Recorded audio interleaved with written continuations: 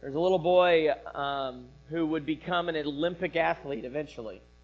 He's running as fast as he can, barefoot, kicking a soccer ball on a dirt playing field at a refugee camp in Kenya, aiming for the goal.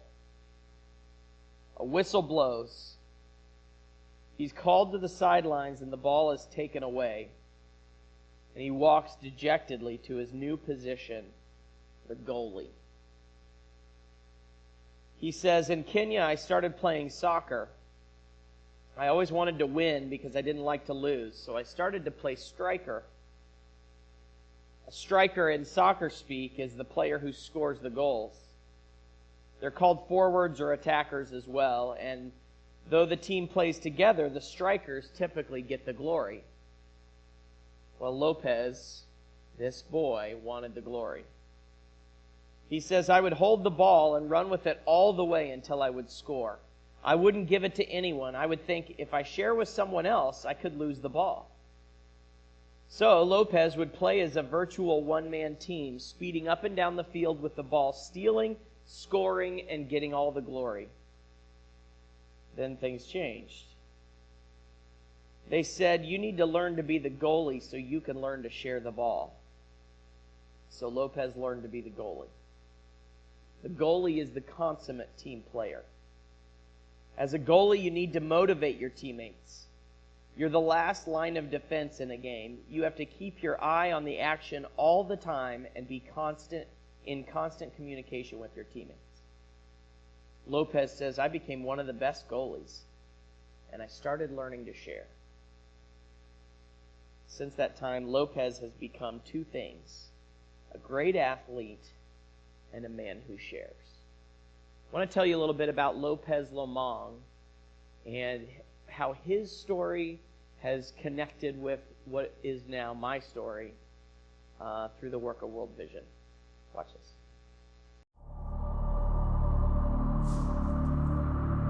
I was born in South Sudan. We have a simple life, but we are very happy. Until I was 6 years old, when my life completely changed. The place that we know that was peaceful turned out to be chaos. Soldiers were pulling kids away from their families. I remember my mom was really holding me very, very tight. This big soldier ripped me from my mom and dragged me as I was like crying.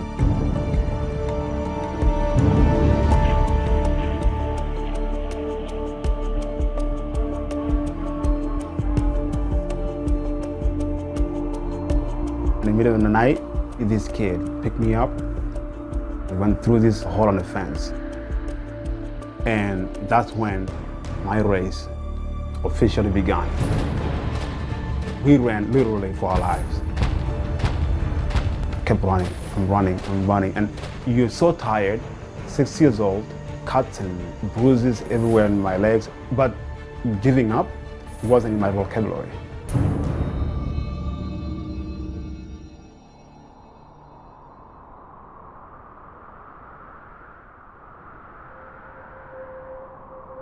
One day, when I was 15 years old, there was something called Olympics on TV. The 400 meters was run by an American athlete named Michael Johnson. He was running so fast. He went to the podium, received the gold medal. And that's when I realized I want to run as fast as that guy for that country one day.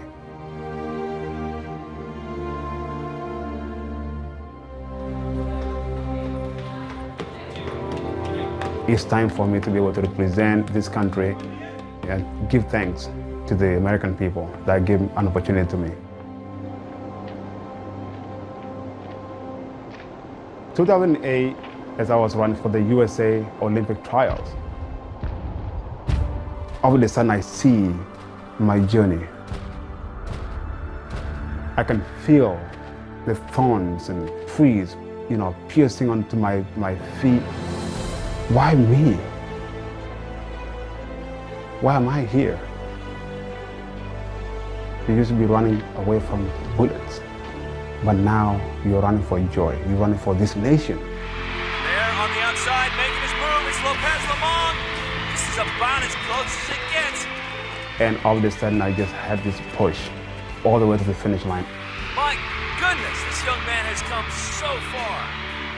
I made the United States Olympic team. Everything shaped perfectly for me. I saw my mom still alive. She couldn't even believe who I am. That's when I know that 8 years ago, I saw Michael Johnson in a black and white TV. Now, I can put that same jersey on my chest and inspire other kids. If you dream big, you'll get there one day.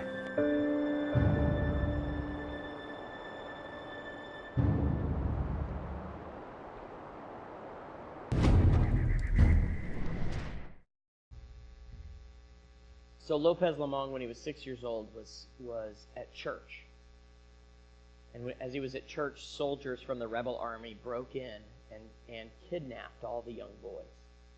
Took them to a prison camp where if they were old enough, they trained them to be soldiers. If they weren't old enough, they waited till they would grow big enough to be soldiers. But most of them that were too young, like Lopez, too small, many of those boys died because they didn't take care of them. Well, Lopez was there for a while, and he had 3 older boys that recognized him from their village back home. And they were being trained to be soldiers, but they kept an eye on Lopez because they knew him. Well, as they were going about their training, one day they noticed that there was a hole in the fence. And that night they made their move. They came back, those 3 older boys, got Lopez and said, "We're getting out of here." And for 3 days they ran, till he said his feet were bloody and could not hardly go on anymore. And they said, "We're going to take you back to our village. We're going to find your mom." So for 3 days they ran until they came across Kenyan border security, who took them, and they were afraid they were being recaptured by the rebel army, but they were put instead in a refugee camp in Kenya, safe from where they had been, but certainly no great place to live. There for the next 10 years, Lopez lived with 10 other boys in this refugee camp.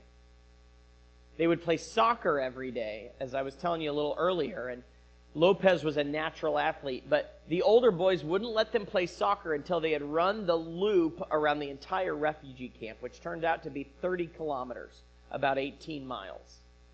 So every day, Lopez, after doing whatever they needed to do in the morning, would go run that 18 miles and then go play soccer. And he was one of the best. He talks about in his book, Running for My Life, that his best meal of the week was trash day, because he and his friends, his brothers that he lived with, would go and dig through the trash and find the most food they would get all week long. Well, after about 10 years, the United States started a program in the early 2000s to reach out to what they're called the Lost Boys of Sudan and bring them to the United States to live with foster parents. And so Lopez was chosen. Eventually, he went on to run cross country and track in high school, had an opportunity to go to college, and is now an Olympic athlete. He's run in the 2012 and 2016 Olympics. He is preparing right now for the World Championships in about a week, I think, where he's running the 10K, the 10,000 meters again, because in the national championships he won the 10,000 meters and the 5,000 meters, even though he's 35 years old, and that's almost unheard of. But here's the key. Lopez, once he got his college degree, he became a professional runner, he ran in the Olympics, and he decided, I need to do something for my people back home in South Sudan. So he started a foundation called For South Sudan, and he connected with this nonprofit organization called World Vision, and he created this idea Let's raise money to be able to help bring education and clean water and food and the things that the people in South Sudan don't have. And through World Vision, they had this idea. There's this great big relay race in Oregon, and it's growing like crazy. And these teams of 12 are running this relay race for 200 miles, and what a way for us to raise money. And out of that came Team World Vision, an opportunity to go and to run this fun race and raise money to help South Sudan. So a couple months ago, I was meeting with representatives of World Vision, because Team World Vision has expanded now, and it's not just at Hood to Coast, it's now at marathons throughout the country, including the Kansas City Marathon. So I was meeting with representatives because last year at the Kansas City Marathon, I met one of them. And so he called me up and said, hey, can I talk to you? Would you guys be interested? And we were talking about our church starting a Team World Vision team that would run the half marathon or marathon, or many of the people that do this don't run it, but walk it, which is perfectly fine, and would raise money to bring clean water throughout the world. And as we're talking about it, they were asking me about running, and I was telling them my running background or whatever, and he had this idea, and he said, you know what? I think we have one empty spot on our Kansas City Hood to Coast team. Now, that's all he really needed to say. Because I love to run, and this sounded like a really cool race. It was a great fit for me, but it was really about the race. So a little bit about Hood to Coast. This year there were over 20,000 runners that ran all together, not each of them, but collectively from Mount Hood to the coast at Seaside, Oregon. So you run down this mountain through Portland, through the country, and to the beach. And you end there. It's 200 miles. 20,000 runners. There are over 3,000 volunteers that are helping make this all happen. And then after that 20,000 runners that were actually registered, there were 40,000 on a waiting list wanting to run this race. Every year when registration starts a year ahead of time, it is sold out in minutes. So the chance to run this race for me would have never happened outside of this Team World Vision opportunity. It's the largest relay race in the world. And basically the way it works is you have 12-person teams. This is mine.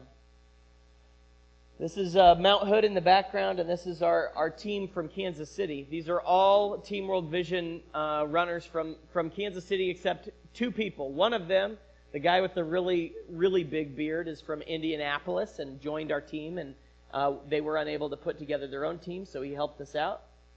And then the young lady in the sunglasses in the back on the left side, her name is theisen-eaton. She is the 2016 bronze medalist in the Olympics in the heptathlon for Canada.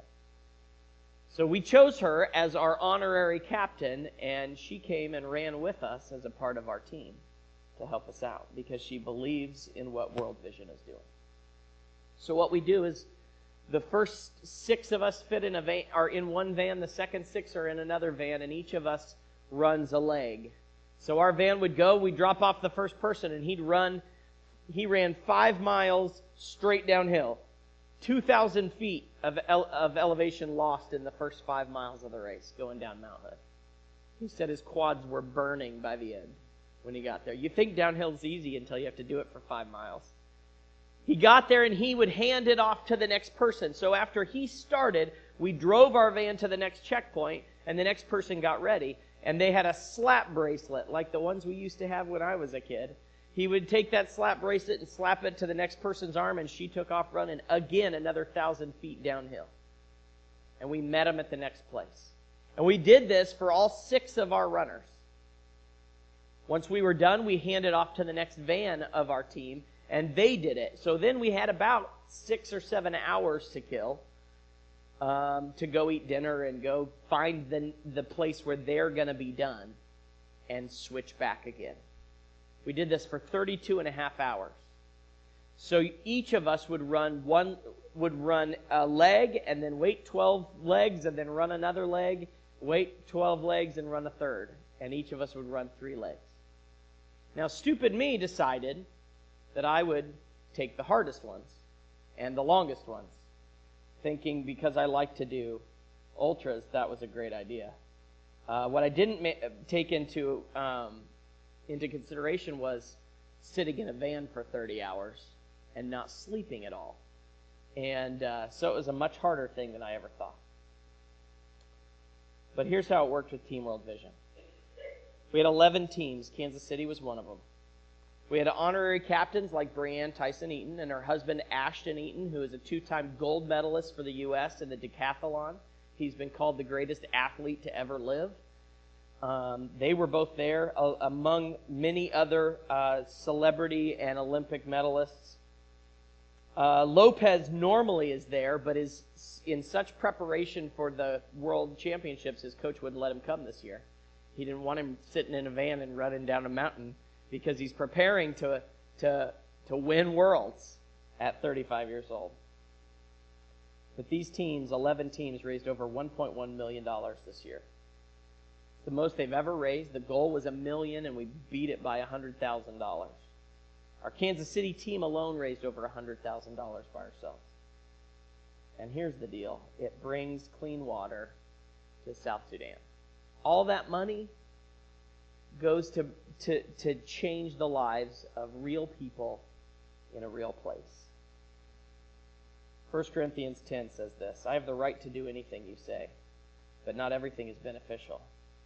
I have the right to do anything, but not everything is constructive. No one should seek their own good, but the good of others. Eat anything sold in the meat market without raising questions of conscience, for the earth is the Lord's and everything in it. If an unbeliever invites you to a meal and you want to go, eat whatever is put before you without raising questions of conscience. But if someone says to you, this has been offered in sacrifice, then don't eat it, both for the sake of the one who told you and for the sake of conscience. I'm referring to the person's conscience, not yours. For why is my freedom being judged by another's conscience? If I take part in the meal with thankfulness, why am I denounced because of something I thank God for? So whether you eat or drink, or whatever you do it all for the glory of God. Do not cause anyone to stumble, whether Jews, Greeks, or the church of God, even as I try to please everyone in every way. For I'm not seeking my own good, but the good of many, so that they may be saved. This little section, Paul is talking about something specific. The question is, in Christ, do we have the freedom to do whatever? And he says, yeah, we do. Well, what about this issue? What about eating meat that's sacrificed to idols? And what Paul says about it is, it doesn't really matter. You can totally eat meat sacrificed to idols because those idols aren't real. Those gods aren't real. It's not a problem.